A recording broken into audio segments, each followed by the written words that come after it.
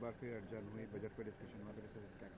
देखिए, लोकसभा को सरकार ही चलाने नहीं देना चाह रही है और बार बार जिस तरीके से स्थगित किया जा रहा है, आज सभी का मूड था कि बजट पर चर्चा हो और एलओपी अगर कुछ बोलना चाहते हैं तो एलओपी को बोलने दिया जाए। वो विपक्ष के सबसे बड़े नेता हैं, तो क्यों इस तरीके से विपक्ष की आवाज़ को रोका जा रहा है, ये बहुत गंभीर सोचने का विषय है। और सरकार को चाहिए कि अपने लोकतंत्र को जिंदा रखे और जो कार्यप्रणाली है हमारे पार्लियामेंट की, उसको सशक्त तरीके से चलने दे। लेकिन इनकी नीयत में खोट है, घिरी हुई है सरकार चारों तरफ से, इसलिए किसी भी मुद्दे पर नहीं चाहती कि चर्चा हो और इल्ज़ाम लगा देती है विपक्ष पे। तो लेकिन जनता सब देख रही है, सबको समझ में आ रहा है, आज सदन चल सकता था लेकिन इनकी चलाने की मंशा नहीं थी।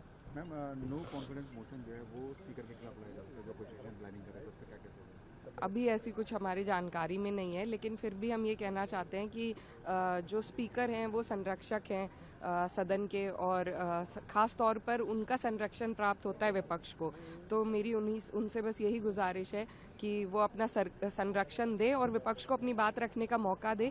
जब सत्ता पक्ष के लोग ही बोलेंगे सिर्फ, तो उनसे सवाल कौन करेगा? और सवाल होने ज़रूरी हैं अगर लोकतंत्र को हमें जिंदा रखना है तो। और इसकी सबसे बड़ी जिम्मेदारी स्पीकर साहब पे है और हम विपक्ष के होने के नाते उनसे यही अपेक्षा करते हैं कि वो अपना संरक्षण दे और सदन को चलाएं। मैम, कानपुर में एक घटना हुई, एक्सीडेंट हुआ, लेकिन उसमें पहले आरोपी का नाम जो है वो नहीं डाला था, अज्ञात के खिलाफ केस दर्ज किया क्योंकि गाड़ी थी, नंबर था, सब कुछ था।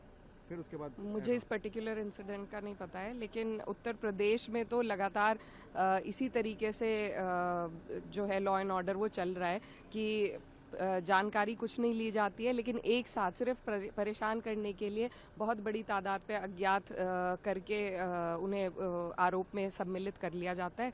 तो लॉ एंड ऑर्डर जो यूपी का है वो बिल्कुल जंगल राज बन के रह गया है।